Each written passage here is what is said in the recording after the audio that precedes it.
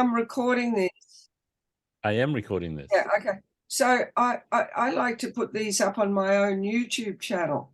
Well, that's good. You don't need me. So you'll just have the two talented people on camera, and the voice off. Will you give me a version? I'm sure I'll send You you. don't have to, and I'll put it up on my YouTube channel. I'll send it.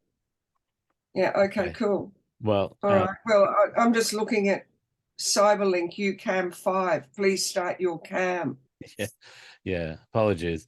Okay. No, that's let's pretend that I'm professional and do this. Yeah, no, it's fine. It's like a phone interview, but I can see Rob. Like Rob and I are in the same room. That's right. It's practically, which means you can just, I can just sit in the background here. You can just have a go at Robert for whatever it is you might want to have a go at Robert for this morning. I feel like I just wanted to turn up here, turn the microphone on, and let you two banter. Yeah. Well, Zoom meeting's not on. Have we started the interview? We have started the interview. You're officially recording now. Okay. All right. Well, we were up at 10:30 last night arguing by message, but arguing about whether or not I was going to make a 3 o'clock interview in the ABC face-to-face on Friday when the sound check's at 4 o'clock. And then I realized I didn't want to go to the ABC at 3 o'clock on a Friday afternoon, drive in there and through all the traffic, and then go into the car park, which is terrifying, and then go and have to face all the security and bumble around with cards and identity and things around your neck, and then wander up to the lift and go through long corridors. So I understood that argument. I understood why you didn't want to go. But what I didn't understand was you saying that Randwick's on the way to Marrickville from Ultimo. It just didn't make any sense to me. Randwick is on the way to Ultimo. If you go to you said Randwick was on the way. Randwick is on the way to Marrickville. No, it's not. It's a triangle. Anyway, so Bernard, every time I say or do anything, Rob gets out a map and checks everything, or gets out a statistical chart to check what I'm saying is actually truth. No, this pertains. Lindy likes buying Qantas all the time. I'm just going, hold on, but Virgin's $100 cheaper. We have these sorts of arguments, Bernard, all the time. So this pertains to the gig on Friday night at the Great Club, this Friday night, and the sound check's at 4, and somehow Rob's managing to bring the whole band into land at 3:25 p.m. You can understand why I'm vaguely frustrated. They're landing at 3:25 p.m. The sound check's at 4. Right. That's all right. I'll talk to the venue. Well, it depends if you're going to get from the airport to the venue via, I don't know, Manly or something. No, if you think about it, the plane, for a start, that's when the plane lands. They've got to get off the plane. They have to get all the gear. They have to get a cab to put all the gear in. All right. Let's move on. This is the most boring podcast ever. This is really, really boring. Like people are turning, but no one is going to listen to this. No one. I think you're going to have to edit this, and we have to start again because it's really, really tedious. Do you two agree on anything?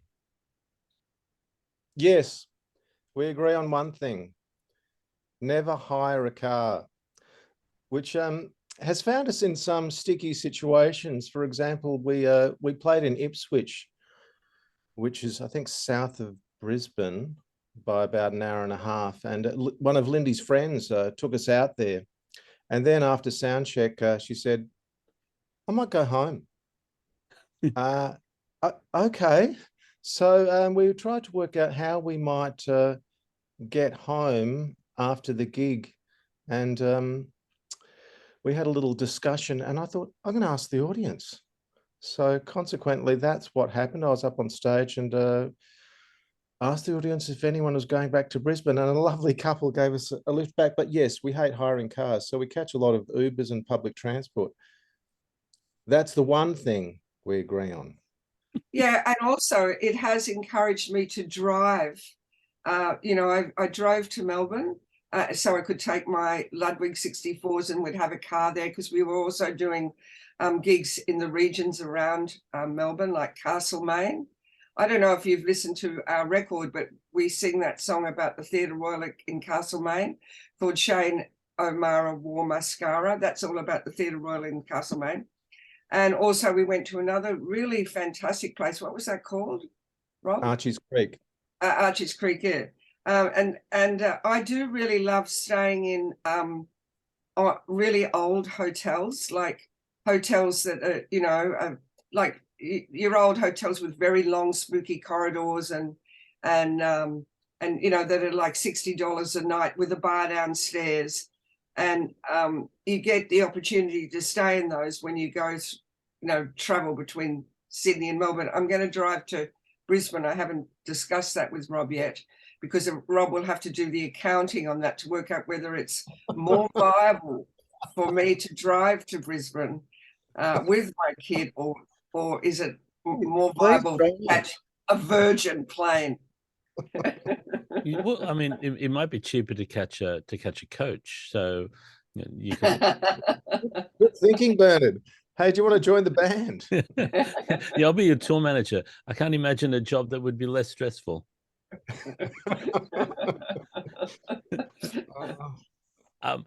Look, I don't normally bother with band names, because there's all kinds of ridiculous reasons and sometimes absolutely no reason for band names. But and you must be practiced with answers to this. But seriously, SnarskiCircusLindyBand, is that because you really liked King Gizzard and Lizard Wizard as a band name, or you just somebody wanted to get up the nose of somebody else, and it was too much fun to stop? Well, originally, it was one or the other. And I used to refer to the band as Lindy Band, and Lindy didn't like that sort of attention. It was too much. She doesn't like the spotlight. She's actually very shy. And I remember a review in Melbourne which referred to us as Snarski Circus, and we just combined the two.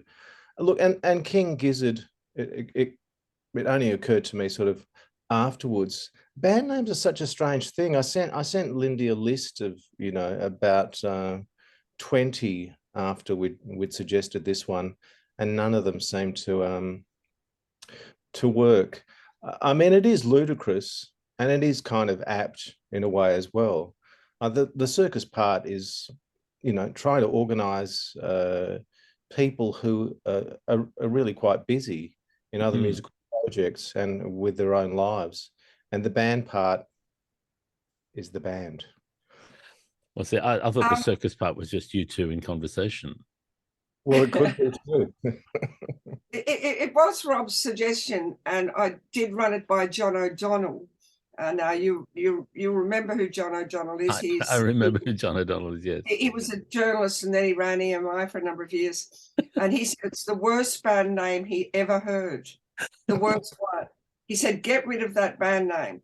But then other people have said it's a really great band name, and was it you, Bernard, who said, "Oh no, it was Andrew McMillan." From the music writer for The Australian, who said, "Oh, I don't like it. I mean, I like it, but it means I've got to do, you know, a caps for the R, oh no, what was it? The S, the C, the L, and the B. You know, which makes it kind of clumsy if you're a journalist writing quickly." That's yeah, it's a small price to pay for. I think it is. I think. Two people are right there. It is possibly the worst band name ever, but it's also brilliant. I think one of our friends, Peter Thompson, mentioned on Twitter that it was the shittest band name he'd ever seen. And he said, don't get me wrong, I love every musician involved, but I can't stand the name. That's okay. I mean, really, do you think the Pixies is a great band name? I mean, they might be a great band. That's going to be one of the worst band names ever. Band names are just stupid until they mean something, until they've been around. Until they have an identity. Yeah. After 5 minutes, a band name is just the band name. People thought the Beatles spelling it with an A was a stupid name. And it was, but why not? So look, if the Beatles can put an A in, you can put random well, it's not random, but capitalizations in the middle of a band name. I think if anyone can do it, it's you two. But more seriously, having seen you two perform together, there is a sense of natural combination that that works because it doesn't. It works because it shouldn't, or because there's decades of history that suggest you two have separate existences, and why would these two come together? At what point did you two realize that this ridiculousness actually made sense? Well, I don't agree with the premise of your question. Fair point. Because we both come from the alternate music scene. We both grew up in the same subculture of music. Mm-hmm. We both know where we belong, and it's not in the mainstream. We're on the outside, and you're integrally linked if you've grown up in the 80s in alternative music. Like, yeah, it's a great link, and I can't see why it would be surprising for us to be playing together. It just seems to me to be a natural progression. Apart from the fact he is a lot younger, but he started a lot younger. But he writes such beautiful kind of melodic songs, and I tend to work with the very best songwriters, as we all know. And so it doesn't seem to be a surprise to me. But Robert, what do you think? I agree with what you've said, Lindy. We've got a lot of similar records. We both read NME, and I guess we grew up outside of the bigger cities. We didn't grow up in Sydney or Melbourne, and there's a sense of being a little bit of an outsider, a bit socially uncomfortable and clumsy. And Lindy came up to me after a show, and she'd had a few drinks and was feeling quite vulnerable, and essentially berated me for playing such sad, slow songs, and said she would never see me again, and it was goodbye, farewell. And then several weeks later, I was playing down in Canberra with Peter Milton Walsh, and she sent an email saying, look, I think I might come down and see the show. And I thought, well, that's a turnaround, but if you're going to do that, why don't you bring a snare and sit in on some of these songs and see if you enjoy playing them more than, maybe listening to them. So we did that, and it might not have been as successful as we'd hoped as a first off, but it progressed from there. And although we sort of clash and sound like an old married couple, essentially at the end of it all, we really sort of celebrate being able to enjoy playing music together. And it's an absolute joy mostly when we're not sort of wading through the arguments. And I agree. Musically, I don't think there's any issue with understanding why you two would work well together. It's more just the idea of you know, people with separate individual histories and strong opinions aren't necessarily the best idea together. But when it happens, those two strong individual personalities can sometimes produce just fantastic work. It's funny, isn't it? I mean, we seem to. Lindy takes well to direction. Like when we had time in the studio, it wasn't a matter of having an arm wrestle at all. In terms of being creative. How about trying this? How about trying that? And Lindy was really sort of up for it, which really surprised me, given the nature of our confrontations. But it was really productive and worked really well. So that was something that I'll certainly remember whenever we're sort of having those sort of heated exchanges. Well, and that's the flip side to that, and so part of the maybe the negative thing of the joke is that this idea that it isn't possible to be two strong-minded people work together. And I mean, one of the things about both of you in your careers has been adapting to and working with people, bringing in people or joining with people who could bring something different to what you do. I think it's a hallmarks of your work. That's certainly true in the Black Eyed Susans. I don't know how many members have passed through the Black Eyed Susans, but you kind of expect everyone to bring their personality into the music that's being performed. So it's not going to be a straight replication of what was past, because, well, for one, Lindy has an idiosyncratic way of playing. I think certainly early Go-Betweens records, it's easy to sort of recognize before the sort of singing comes in who that band is and who's playing drums. And that's what I was sort of expecting, a different direction with my songs. And Lindy's done that, but she's also sort of wanted to expand on what she's done in the past. And I think there's elements of that too in the recording.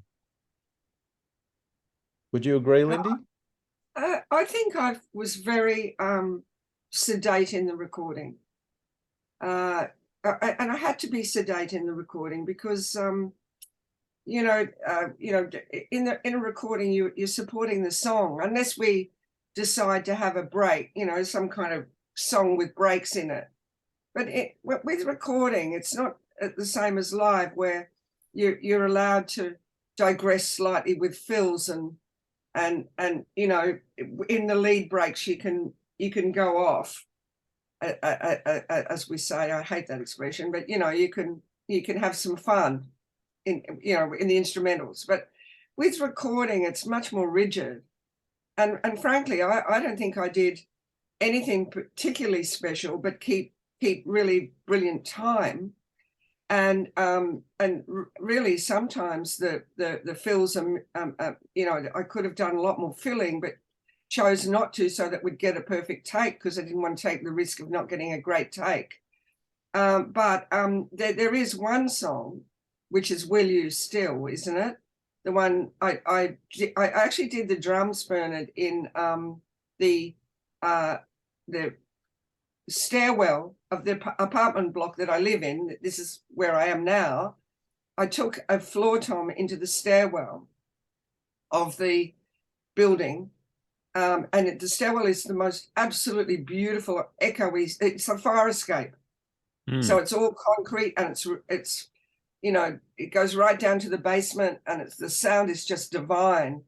And I used mallets on the floor tom, and I recorded it on my phone, and then I sent it to Shane. And I would have used a lot more of what I did in the final product, in the final song, I would have had my stairwell sonic booms all over that song if I'd been mixing it. and I really had to restrain myself. That's another thing I don't do. I don't, when someone's mixing, I don't go to them and say, look, I really want this or I really want that. I've learned not to do that. I also learned never ever to get involved with the artwork ever, or you know, just there's always too many people doing that sort of work. Yeah.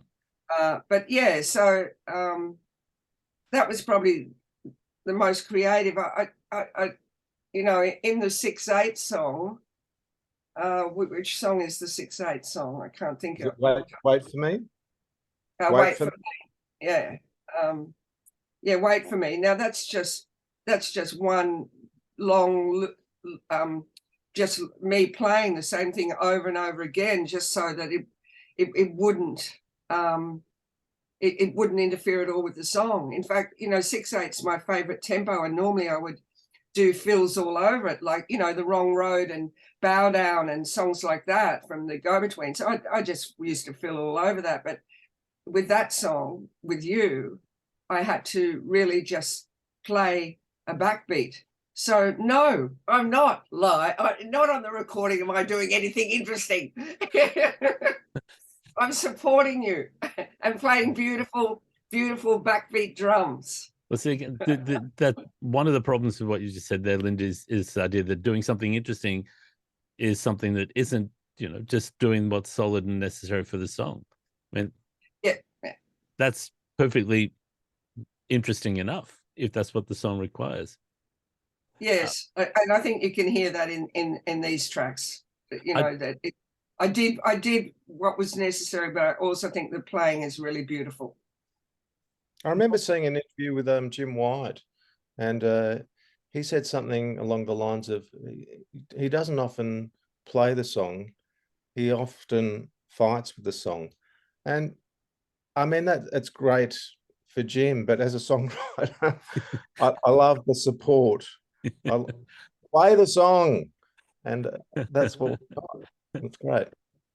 Yeah, look, it's different live context, as Lindy said. You know, there's more room to move and expand on parts, and but in a recording situation, you want the narrative to be heard, or you want the song to come across without the fight.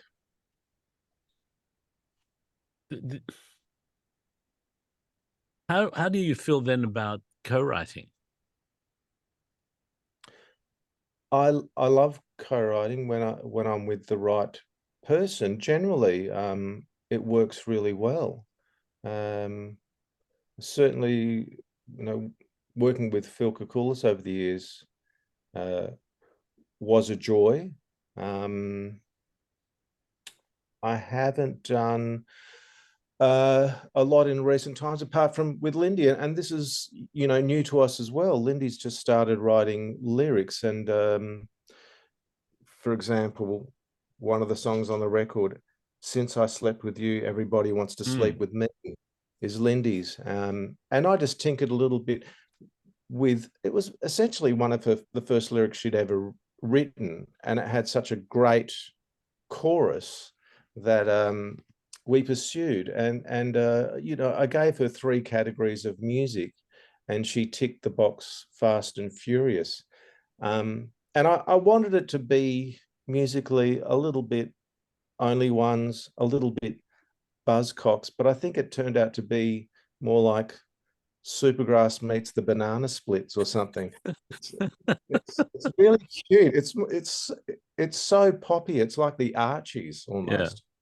As soon as Shane O'Mara heard that, he said, "I'm singing that." This is a man who's never sung before, but he, you know, he's the guitarist in the band, as well as being the you know, the engineer, producer. Do you call him producer, Rob? I'd call him a producer, and I've got to say we should touch on Shane, because he's brought a lot to this record and spent a lot of time in the mixing room by himself and with me. And, you know, we had some really great days and inspired ideas, like the stylophone in Shona Murrawal Mascara. That came from me tinkering around with my toy theremin in the studio, not really coming up with anything melodic because I can't play it. It was just a matter of noise. And they goes, oh, I've got a stylophone, maybe we could try that. And it really sort of colored the song beautifully, and gave a reference to Bowie when it needed to. And did you play that, or did he play that? Shane played it, and I thought of the melodic line. Yeah, so I mean, Okay, bringing Shane into any project, I think, is sort of automatically ups its creative content. But it's I mean, funny. that's the thing. The three others in this band are people for whom collaborating and supporting and bringing ideas to other people's work is natural to them. In the way, I mean, obviously, all five of you are people who are prepared to work collaboratively, and the value of that is just so obvious in anything you do. It's not a I'm not in the room for any of the work any of you have done at any time, but it does look like ego is less of an issue for all of you than it might be in a number of other acts. Look, I think that could be a point, and the fact that we don't know where this is going to go is another issue. So, you know, Dan Kelly was incredible, coming up with all these sort of ideas, you know, not realizing that, you know, once he started playing live with the band, he actually had to then record with the band. He was going, what's going on here? He, you know, he had one day with us to record bass, and he was out of there. But even then, it was really incredible. He'd come off this Paul Kelly tour.